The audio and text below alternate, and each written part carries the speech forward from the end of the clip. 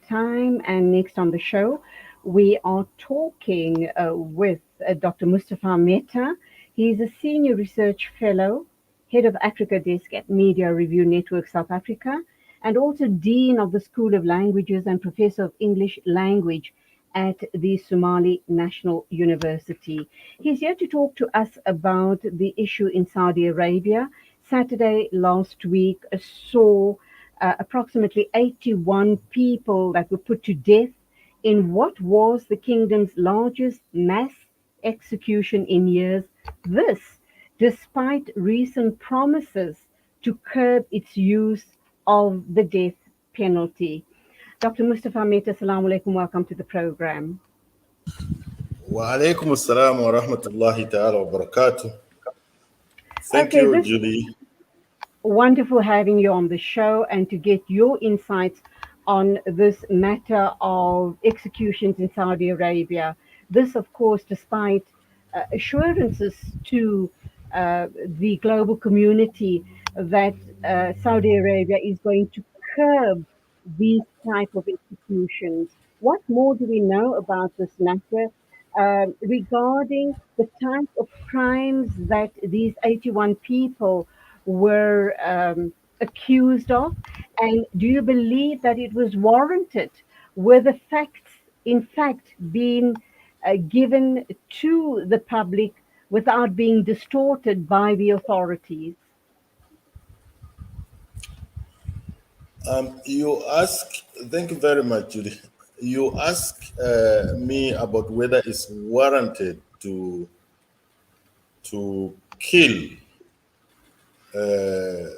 one person. I'll tell you that no, it's not. And life is sacred. It should not just be taken, just like that. Uh, Quite often, people have grown to believe that life should just be taken that easy.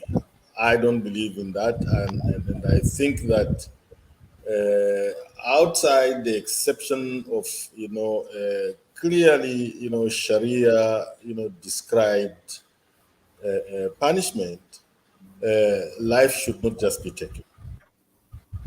Now, you ask me whether it was warranted. No, it wasn't warranted. That is very wrong. And I looked into the issue very closely. And unfortunately, the 81 people who lost their lives, I can classify them as, in one way or another, in opposition to the current establishment and what they are doing. Of course, they say there is a number of criminals who were killers and who murdered women or raped women or something like that. A small number there, but I think all in all, it was not warranted to execute 81 people in one day in a Muslim country.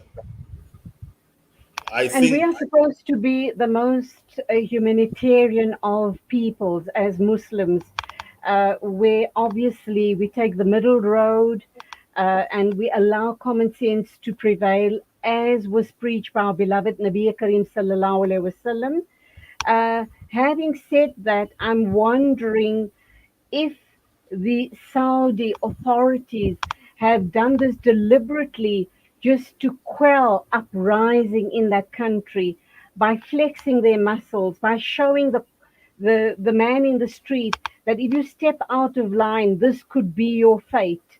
So they are actually terrorizing their citizens. Oh yes, definitely. I agree with you 100% on that one. This thing is meant to be a shock to those people, the citizens of Saudi, that you dare do anything or oppose us on anything, you will go the same way. Um Clearly, this is not right. It is not right. And I'm just, ashamed to say that even some of our ulama, whether in South Africa or elsewhere, they keep quiet on these, these things going on. Is terrible. Is terrible. Okay, You can. I'm wondering about the outrage, the outcry, the just the defamation about this issue against the Saudi authorities. You refer to the ulama in South Africa, and I'm wondering if if them having raised objections, they might well have done, which we're not aware of, and ulama from the rest of the world and Western leaders. Do you think it would have made a difference if they had put pressure on the Saudi government on this matter?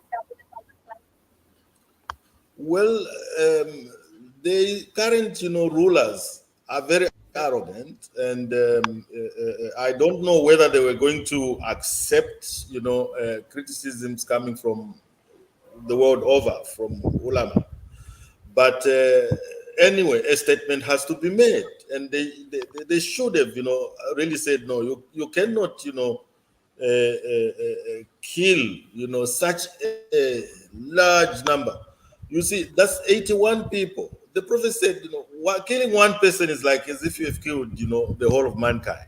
What 81 people? One day you send them to their graves just because they oppose what you stand for, and most of them were never given, a chance to explain, themselves. You are just against, the establishment. Then we will have to show the others that next time you go against the establishment, you will go the same way these guys have gone. And this is what has happened to those people. Majority of, a large number, they are categorizing, the numbers there, where they say, this number where, they committed this crime, that number they committed this crime. Why commit mass killings in a Muslim land, the land of Islam, the land of peace, the land of the Absolutely. Prophet? Is I'm ashamed. I'm ashamed. You can't compete with a war zone, because such a number is only, understood in a war zone where people are gathered, and then a missile, drops on them by mistake or something like that, and then, they are killed. But a pre-planned massacre, a pre-planned, killing of 81 people in one day, and you fighting for your government to enter the Guinness Book of Record for having killed the largest, number of people in one day. I'm ashamed. Dr. I'm ashamed. Mustafa, I'm wondering if a large number of these prisoners that were killed were not perhaps anti-establishment and activists, social activists, or political activists, and that is why they've been silenced. And as I said earlier, a very strong message was sent by the authorities to other such activists and other such people speaking up. That's the one part of the question. And then also, we do know that drug trafficking, and drug peddling and addiction is very big, well, all over the world for that matter. Do you think that they might hide behind that sort of convictions and suggest that these people were, drug kingpins for that matter? Oh yes, yes, they are hiding behind, things like drug, peddling, drug, you know trade and things like that. But I doubt if, amongst those people who were killed, a majority of them are drug, peddlers. I'm not sure, about that. But the truth of the matter, it looks like these people, a majority of them are anti-establishment. That's the truth. They are anti-establishment because there is a growing anti-establishment, in Saudi now, because of what is going on. There are some very unpopular, very un-Islamic steps that this current crown prince has taken, and that I know Saudis, most of them, majority of them, I've lived in that part of the world before, and I know that the majority of them are actually very good Muslims. They love their Islam and they're very kind people. Uh, but they are now accusing, they are now standing up and saying, no, what is this that we are seeing? That 50 miles from the Kaaba, Justin Bieber is blowing, the amplifiers, playing his music there with naked girls, dancing and things like that. Really, there is that movement at the moment in Saudi Arabia, even though they are not reporting about it. And of course, the world media, they are paid by these guys. They cannot report on that, but it is. And as we talk now, majority of senior ulamas in Saudi Arabia are in prison. They're languishing in jail for years. They've been arrested and not never taken to court, and they are just there, dying in very squalid, conditions at the moment. So really, I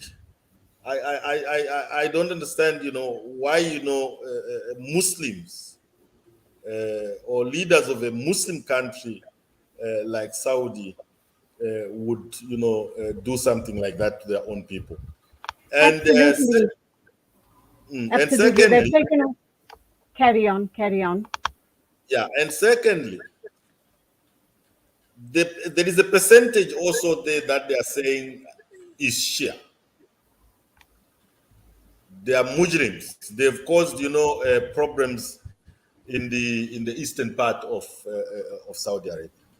Do you kill a person because they are Shia?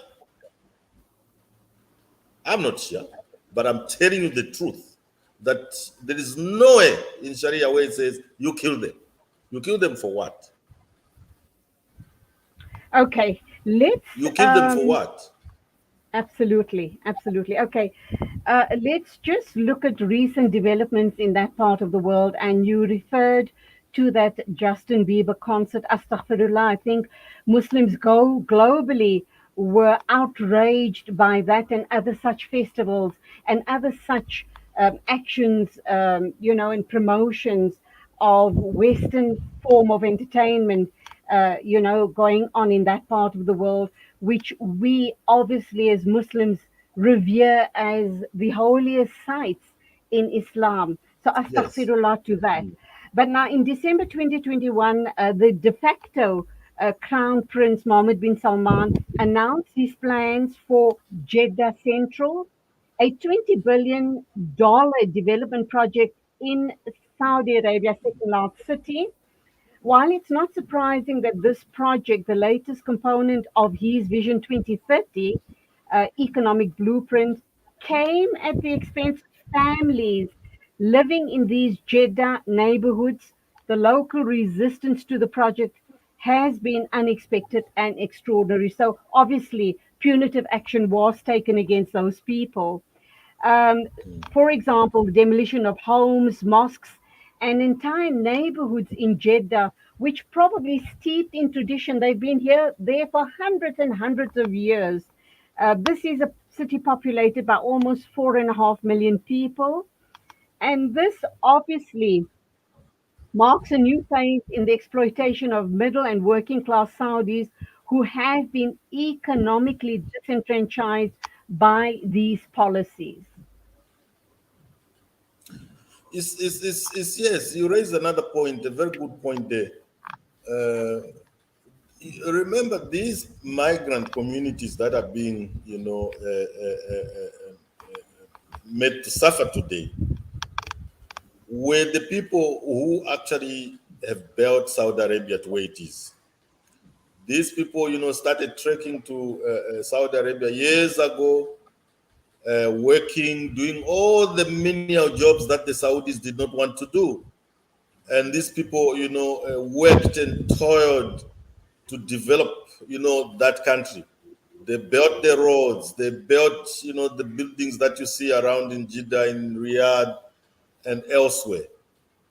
And yet, this government, the current dispensation, comes in and just says, no, break all this rubbish and, this, that, and that, without first actually developing.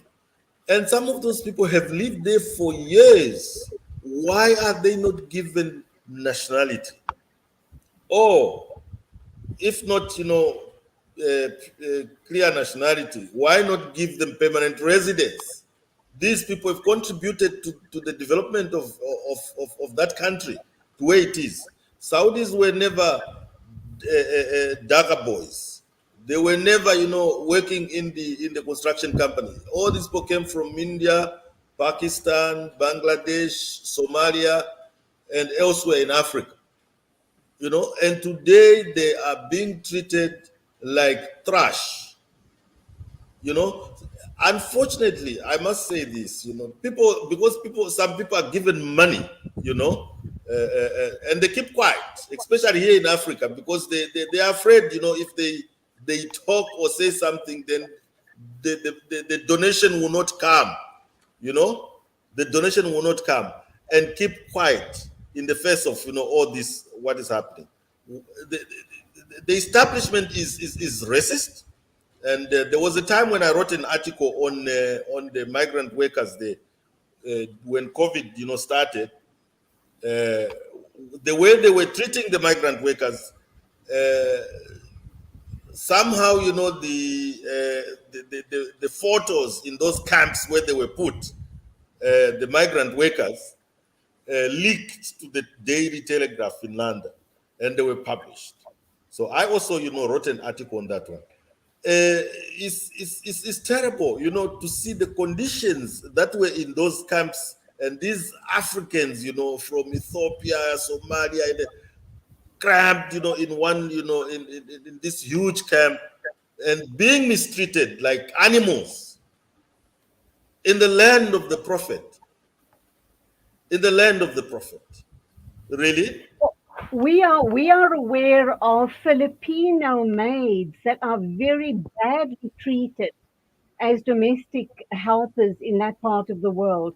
Apart from being given very meager salaries, poor working, poor housing, they're also physically, obviously physically beaten up. We've read of so many such stories, not overlooking the fact that they're also sexually exploited by their employers, their male employers. So those are the type of atrocities that has come to the world attention, but it just goes unnoticed and unpunished in that country simply because those people are Saudis and they have the money. What do you believe is the way forward? Do you see us getting out of, or do you see the Saudis getting themselves out of this mire of degradation? Because we as Muslims revere the holy cities of Makkah and Medina, but seeing these type of actions by the rulers leaves a lot to be desired, does it not? Yeah, sure. Um, what I foresee in Saudi Arabia, what I foresee happening, surely this will not go on forever. The people of Saudi Arabia, like I told you, are very good people. The majority, of the people in Saudi Arabia are very good people, very good Muslim, very kind people. I've seen there, and in general, they are nice, fellows to live with. I'm telling you. What is going on now in Saudi Arabia will be brought down. Definitely, the momentum has started, and no one is very powerful than the people. You need to know that. Just the Saudis should learn from what happened in Iran next door there. Iran had the biggest military in the whole Middle East. They were the darlings of the Americans. Than in the whole Middle East, a position that has been taken by the Saudis now. They were they had weapons, a large army, but when the time came, the people rose, and the Shah fled and died in exile. So the House of Saudis, they must draw lessons from this, because it's not going to go on forever. Definitely, one day is one day, and things will start to change. Already, the opposition has started in earnest, and I know Saudis will not allow atrocities, haram things, to happen in their face, just like that. They will one day definitely rise up, and they will fight, for their. I'm not saying, I'm not encouraging anyone to fight. If they can talk, it would be very much, better. But it will be fought. They will resist, this kind of things going on. Is alien to them, even though people are saying in the name of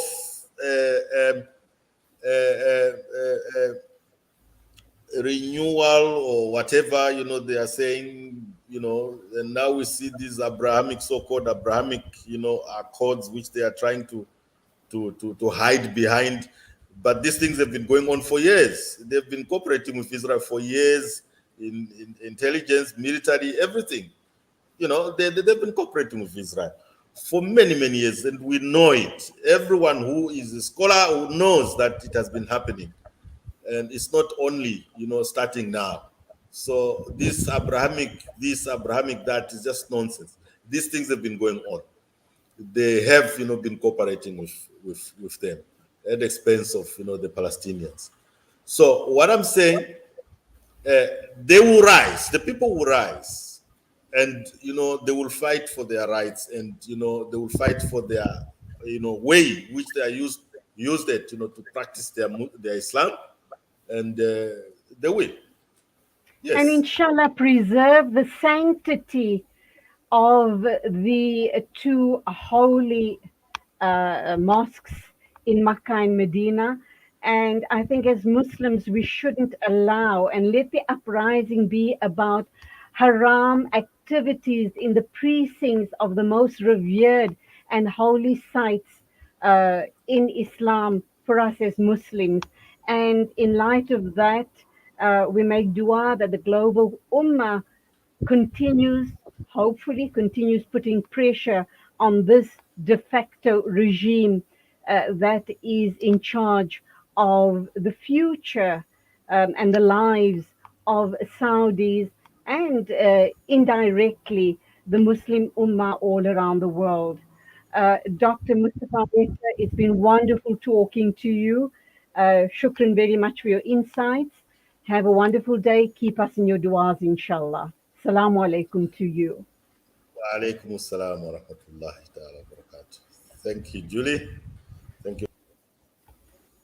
It is exactly 9:39 news and views right here on Salam Media. Still to come on the show, we are going to be talking to Pitt now regarding tax implications for social influencers. We're also going to be looking at the Anti-Racism Week, and we will be wrapping up with a very important interview, and it is the third anniversary of the Christchurch massacre of Muslims in a masjid in New Zealand. 9